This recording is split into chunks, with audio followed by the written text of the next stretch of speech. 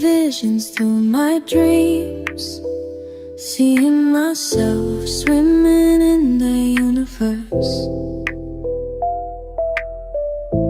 My ancestors gave me gifts to read cards, predict and heal. My name is Daphne, but spirit calls me Babylon. Angels communicate through numbers. Intuition is so deep. The gift I fully embrace within.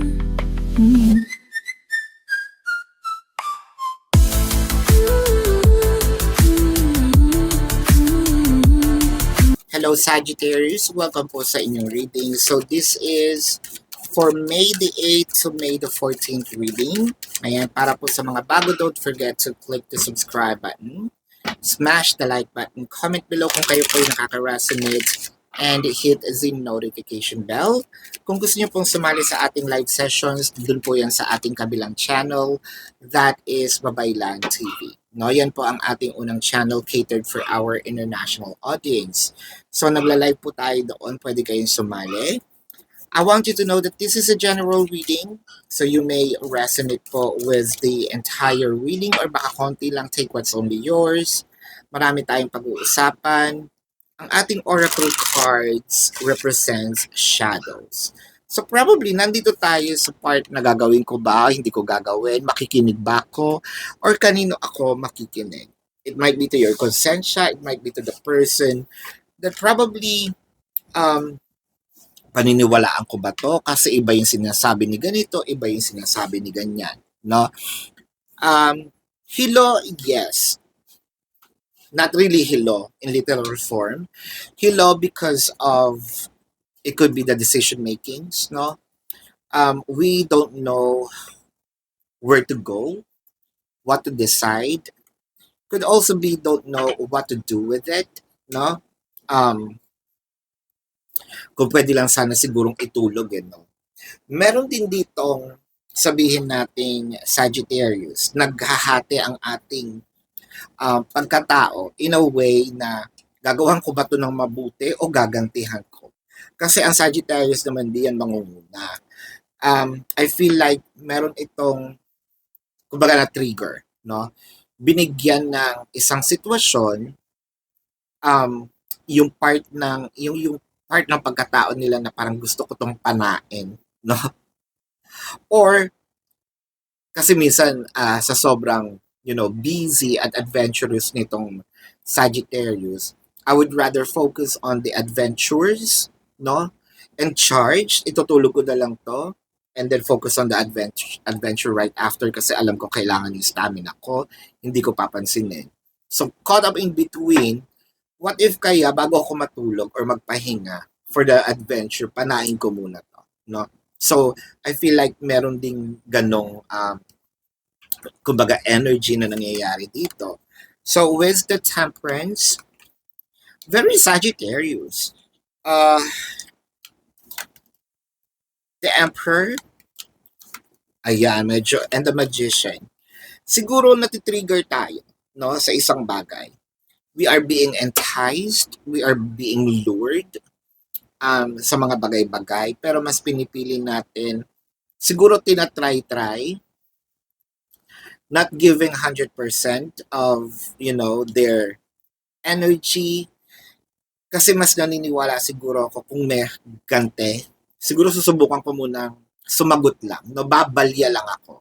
Babalyahin kita, hindi kita pipilayan. Sasabihin ko lang aray, or sasabihin ko, no, parang kung ako yung aagrabyado dito, ipapamukha ko sa iyo na alam ko yung ginagawa mo. Pero para gumante, hindi. Because I believe in karma. So, nandito yon. Pero, syempre may flip side ito na huwag mo lang i-trigger masyado, makangapanain ka. So, I feel like may pagtitimpi pa. Pero natitempt din, no? Pero more of nandun sa pagtitimpi. When it comes to finances, it kind of make me feel na Meron tayo kasi mga gustong mangyari dito pero kulang yung binibigay natin. When it comes to finances, siguro gusto natin mataas na sahod pero palagi naman tayong absent. Um, Siguro gusto natin malaking kita pero ayaw naman natin magdagdag ng ititinda. Siguro lagi din sarado ang tindahan. So, parang I feel like you are also closing the opportunity to come in because of self-sabotage. Kasi ito yung ginagawa mo. Kaya ito yung nagiging result. No? Careers and job. So, meron kang gusto mangyari pero ayaw mo yung process. Ngayon kasi, nandito ka sa part na, kung ibibigay mo sa akin yung position, bigay mo. I don't wanna go through the interviews. I don't wanna go to this long process of, meron pang, ang tawag dun yung calls and then papapuntahin ka sa bahay, papapuntahin ka sa office, and set of interviews, may mga tests. If you want me, then, give it to me. Kasi parang nandito din tayo, naniniwala tayo na I deserve to be in that position. I deserve to be in that company. I deserve to be in that job or job description. So, why not give it to me instead of hindi pa ba sapat, no? Itong aking mga ginawa. Speaking of, kaya masasabi ko yan doon sa married couples, no? And third party situation. Probably also in a relationship and separated couples kasi sila yung may mga foundation na eh. So kulang pa ba yung mga ginawa ko, no? Dito sa relationship natin? Bakit tinetest mo pa ako, no? Bakit kailangan pang dumating sa sitwasyon na itong mga bagay na to, hindi ko na dapat ito pinaghihirapan, no? I deserve the attention, affection because yan naman ang binibigay ko. Pag ikaw ang nangihingi, so medyo may pagka masungit na rin kasi nga natitrigger, no, itong shadow side nitong ni Sagittarius. Pag ikaw ang humihingi, hindi ito sa panunumpa, nagsasabi lang siya ng totoo, no? Pag ikaw nangihingi ng aking time, energy, effort, madali mo nakukuha, 'di ba? Singles, crushes, and no labels, it felt like medyo pushy na tayo sa mga time na ito dahil we feel like na ito yung binibigay natin, ito yung kumbaga, meron tayo kasing mga sabihin nating meron tayong mga bagay na kahit hindi hinihingi, no? Sabihin nating na ibibigay natin because natutuwa tayo. And we're expecting the same energy in return. Yon. So parang I got lost in there. I feel like meron dito kasi ding yung expectations, iba yung dumating. And when kapag yung reality versus expectations, iba yung dumating. So parang bakit ako nagkaroon ng napunta sa ganitong scenario, no? I just wanted to have a good connection with the person kaya binibigay ko din lahat, no? That makes sense. The Four of Staves, gusto ko naman yun. The Queen of Pentacles, I love that. And the Six of Pentacles. Maybe you are in a situation wherein nag-ghosting tayo for those singles, crushes, and no labels. I also felt like breadcrumbs naman dito sa in a relationship, married couple, and third party situation. Let's clarify that with the Ace of Swords and the Knight of Spades. What is breadcrumbing? So ito po yung isang situation sa relationship na kung ako may pandesal, no? Kasi may mga mumu yan eh. Yung natatawag na breadcrumbs. Ang hawak ko is yung pandesal, kinakain ko. Kung ano yung lumalaglag, yun yung sayo. Yun yung parang nafe-feel mo na may pagka-selfish, no? Madalas, itong person mo. Kaya sinasabi mo, bakit ko nararanasan to? Hindi naman ako ganyan sa kanya. Ikakain ko na lang, iibibigay ko pa sa kanya. No? Isusubo ko na lang, aabot ko pa sa kanya or isi-share ko pa. You might be in that situation for now, but I feel like with the Six of Pentacles kasi, it can change to transactions. It can change to what you give is what you're getting. No? It may take a little time kasi with the Four of States naman, I feel like magkakaroon dito ng strong foundations. No? Ace of Swords signifies the victory. The Queen of Pentacles is getting what you wanted.